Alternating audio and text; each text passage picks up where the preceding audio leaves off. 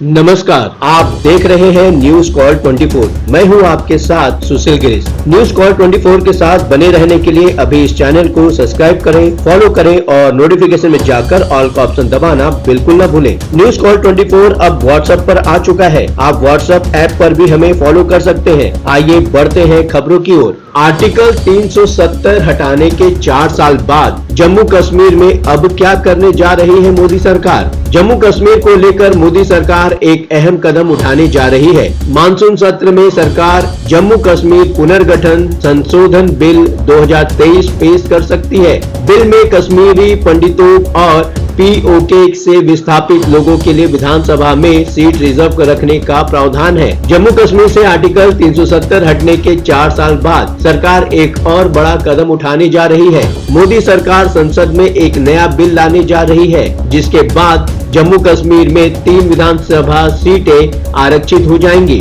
दरअसल केंद्र सरकार मौजूदा संसद सत्र में जम्मू कश्मीर पुनर्गठन संशोधन बिल 2023 लाने जा रही है। बिल में प्रावधान किया गया है कि विधानसभा की 1 सीट विस्थापित नागरिक और 2 सीट कश्मीरी पंडितों के लिए आरक्षित होगी। विस्थापित नागरिक पीओके से आए जम्मू कश्मीर नागरिकों को माना जाएगा। यानी 1947 के समय जम्मू कश्मीर के नागरिक थे, लेकिन पाकिस्तान के कश्मीर पर अवैध कब्जे के बाद वहां से लौटकर यहां आ बसे। इसी तरह जो 2 सीटें कश्मीरी पंडितों के लिए रिजर्व होगी, उनमें से 1 सीट महिला के लिए आरक्षित होगी। जम्मू कश्मीर के उपराज्यपाल की ओर से इन तीनों सीटों पर प्रतिनिधि मनोनीत किए जाएंगे। ऐसा क्यों, आइए समझते हैं। 5 अगस्त 2019 को केंद्र सरकार ने जम्मू कश्मीर को खास दर्जा देने वाले आर्टिकल 370 को खत्म कर दिया था। साथ ही जम्मू कश्मीर और लद्दाख को 2 अलग अलग केंद्र शासित प्रदेश बना दिया था। चूंकि जम्मू कश्मीर में विधानसभा भी है,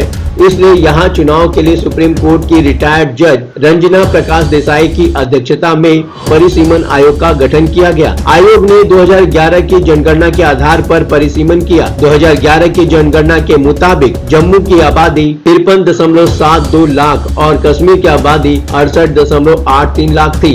इस आयोग ने पिछले साल अपनी रिपोर्ट केंद्र सरकार को सौंप दी थी। इस रिपोर्ट में आयोग ने 2 सीटें कश्मीरी पंडितों के लिए रिजर्व रखने की सिफारिश की थी। साथ ही पाक अधिकृत कश्मीर से विस्थापित लोगों के लिए भी सीट आरक्षित की जाए। आखिर इससे फायदा क्या होगा, या फिर आने वाले समय में इन बातों का क्या मतलब निकलेगा। जम्मू कश्मीर में वही फॉर्मूला अपनाया जा सकता है जो पांडिचेरी में है। पांडिचेरी भी विधानसभा वाला केंद्र शासित प्रदेश है। यहाँ 30 विधानसभा सीटें हैं, जबकि 3 सदस्यों को केंद्र सरकार में मनोनीत करती है। जम्मू कश्मीर में भी ऐसा ही होगा। बिल में प्रावधान है कि 2 कश्मीरी पंडितों, जिनमें एक महिला और एक पीओके से विस्थापित सदस्य को उपराज्यपाल मनोनीत करेंगे। जम्मू कश्मीर में 5 अगस्त 2019 से पहले 111 विधानसभा सीटें होती थी। इनमें से 24 सीट पीओके में थी, वहां चुनाव नहीं कराए जा सकते।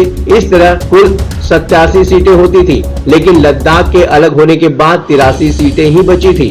परिसीमन आयोग ने जम्मू में 6 तो कश्मीर में 1 विधानसभा सीट बढ़ाने की सिफारिश की है। सिफारिशें मानी गई तो जम्मू में कुल 43 और कश्मीर में 47 सीटें हो जाएंगी, यानी कुल 90 विधानसभा सीटें। कश्मीरी पंडितों की 2 और पीओके से विस्थापित 1 सदस्य की सीट इन 90 सीटों से अलग होगी। इस हिसाब से जम्मू कश्मीर में 93 सीटें हो जाएंगी। इससे लोकसभा में भी सीटें भी बदलेंगी।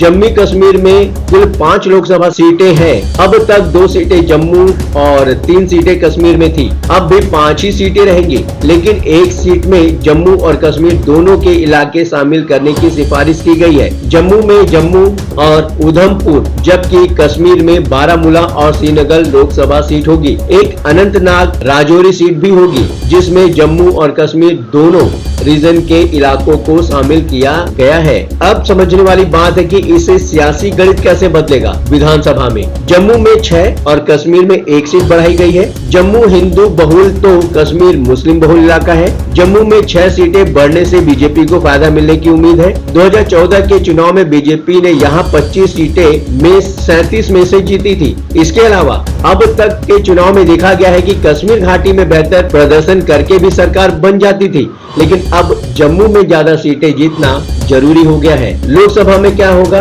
अनंतनाग, राजौरी में जम्मू और कश्मीर के जिलों को शामिल करने से गुजर, बक्करवाल वोटों का गणित है। पुंछ और राजौरी पीर पंजाल के दक्षिण में पड़ते हैं, जो जम्मू का हिस्सा है। यहाँ गुजर, बक्करवाल की आबादी ज्यादा है। इन्हें अनुसूचित जनजाति का दर्जा दिया गया है। पुंछ और राजौरी की अनुमानित 11.19 लाख आबादी में 5 लाख गुजर, बक्करवाल है। इनके आने से मुस्लिम बहुल अनंतनाग सीट में करीब 20% आबादी गुजर और बक्करवाल की हो जाएगी। अब हम समझते हैं कि चुनाव कब होंगे। जम्मू कश्मीर में विधानसभा चुनाव को लेकर अब तक कुछ साफ नहीं हो पाया है। पहले माना जा रहा था कि आयोग की सिफारिशें मंजूर होने के 6 से 8 महीने के भीतर चुनाव हो सकते हैं। जम्मू कश्मीर में आखिरी बार 2014 में विधानसभा चुनाव थे, तब पीडीपी 28 और बीजेपी 25 सीटों के साथ इन लोगों ने मिलकर सरकार बनाई थी। हालांकि ये गठबंधन ज्यादा नहीं चला और जून 2018 में बीजेपी ने अपना समर्थन वापस ले लिया। बीजेपी के समर्थन वापस लेते ही सरकार गिर गई और बाद में विधानसभा को भंग कर राज्यपाल शासन लागू कर दिया गया। अगस्त 2019 में इसे केंद्र शासित प्रदेश बना दिया गया, जिसके बाद से यहाँ उप राज्यपाल शासन चला रहे हैं। बीजेपी फिर आर्टिकल 370 हटाने के 4 साल बाद जम्मू में एक नया काम करने जा रही है। आप अपनी राय इस पर हमें कमेंट के माध्यम से भेज सकते हैं। बने रहिए लगातार खबरों के लिए न्यूज़ कॉल 24 के साथ। नमस्कार।